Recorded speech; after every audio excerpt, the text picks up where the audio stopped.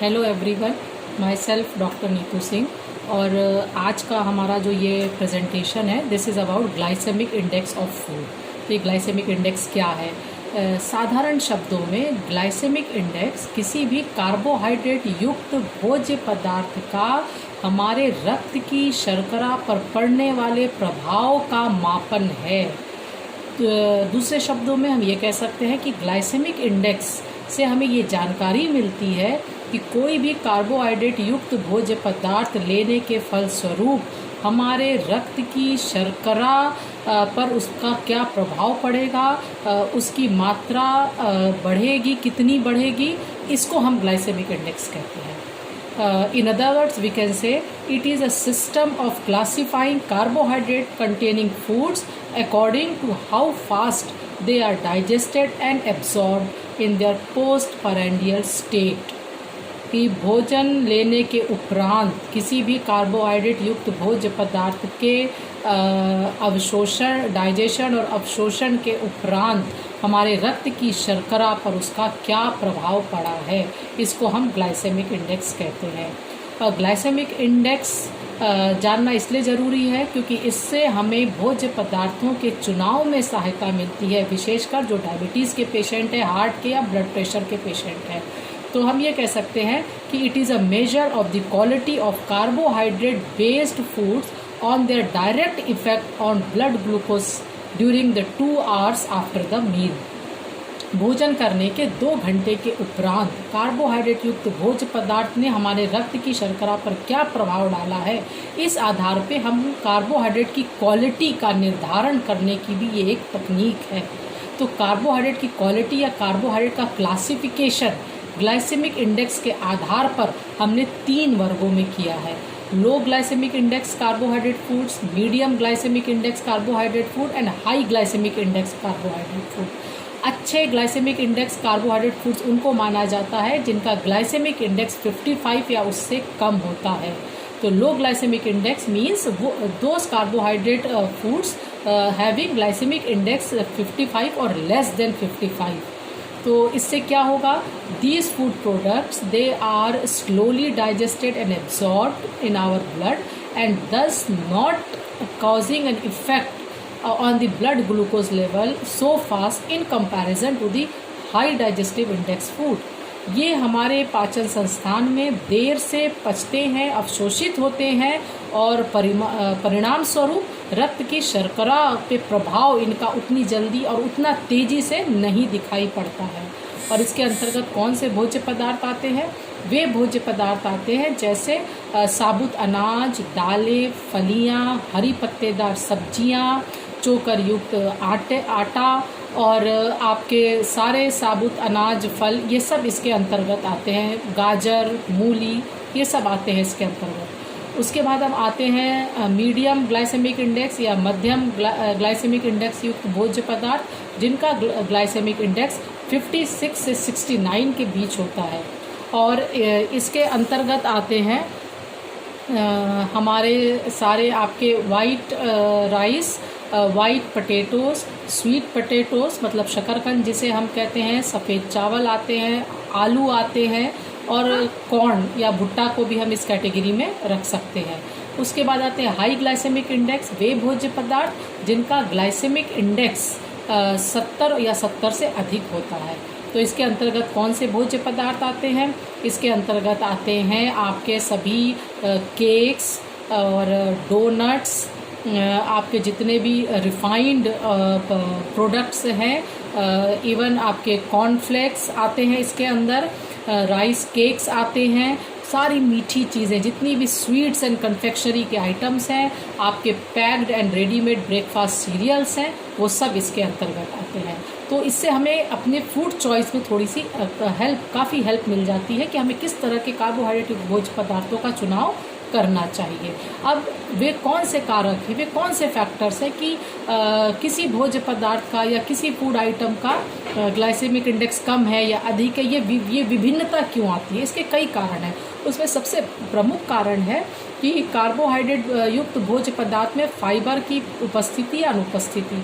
अगर कार्बोहाइड्रेट युक्त भोज्य पदार्थ में फाइबर उपस्थित है तो it delays the digestion and absorption of the food in our digestive system and hence delays the shoot up in the blood sugar level. तो इससे क्या होता है कि फाइबर या रेशो की मात्रा जितनी ज़्यादा होगी, ग्लाइसेमिक इंडेक्स कार्बोहाइड्रेट फूड का उतना ही अच्छा होगा, क्योंकि उससे रक्त के शर्करा की मात्रा कंट्रोल में रहती है।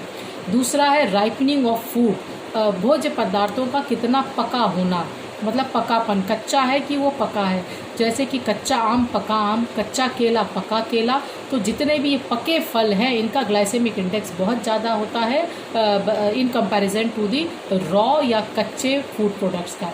तीसरा आता है प्रोसेसिंग ऑफ फूड प्रोडक्ट्स, है ना, तो उसकी हमने कितनी प्रोसेसिंग या रिफाइंड वो कितने फॉर्म में है। तो जितनी ही ज़्यादा हम किसी भी भोज्य पदार्थ की प्रोसेसिंग करेंगे, जैसे आटा की प्रोसेसिंग की हमने, मैदा बन गया, तो मैदे का ग्लाइसेमिक इंडेक्स बहुत हाई होता है इन कंपैरिजन टू आटा, एंड आटा इन कंपैरिजन टू दी चोकर युक्त आटा, जिसका कि ग्लाइसेमिक इंडेक्स सबसे कम होता है, उसको बहुत ही हेल्दी डाइट में माना जाता है, और दलिया का उसके कंपैरिजन में और भी अच्छा होता है। नेक्स्ट आता है कि हमने भोज्य पदार्थ को कितने देर तक, कितने समय के लिए पकाया है। जितना ज़्यादा आप किसी भी भोज्य पदार्थ को पकाएंगे उसका ग्लाइसेमिक इंडेक्स उतना ही हाई होगा, और जितना ही कम हम किसी भोज्य पदार्थ को पकाते हैं उसका ग्लाइसेमिक इंडेक्स उतना ही कम होता है। जैसे अगर आपने आलू को, पोटैटो को एकदम मैश कर दिया तो उसका ग्लाइसेमिक इंडेक्स ज़्यादा हो गया in comparison to a completely boiled और बेक्ड और रोस्टेड पोटैटोज। ठीक है। इसके बाद हम ये भी है कि कार्बोहाइड्रेट युक्त भोज्य पदार्थ किसके कॉम्बिनेशन में आप कुक कर रहे हैं, किसके साथ आप उसका इंटेक कर रहे हैं।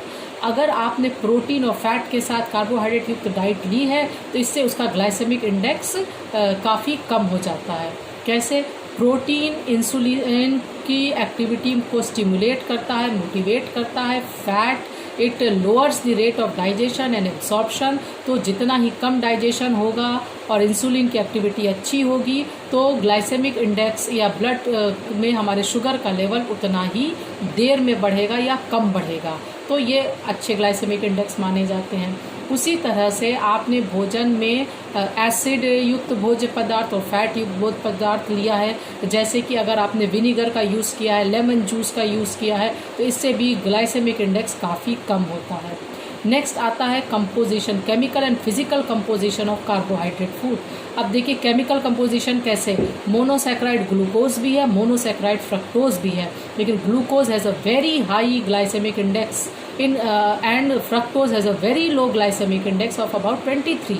तो ऐसा क्यों है? क्योंकि फ्रक्टोज का जो केमिकल कंपोजिशन है उसकी वजह से उसका हमारे बॉडी में डाइजेशन, उसका एब्जॉर्प्शन का रेट बहुत लो है।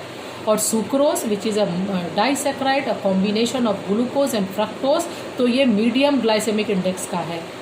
तो इस तरह से हमने देखते हैं कि इसका केमिकल कंपोजिशन भी इसके ग्लाइसेमिक इंडेक्स को प्रभावित करता है। उसी तरह से इसका फिजिकल कंपोजिशन भी इसके ग्लाइसेमिक इंडेक्स को प्रभावित करता है। Like all white breads they have a high glycemic index. क्यों?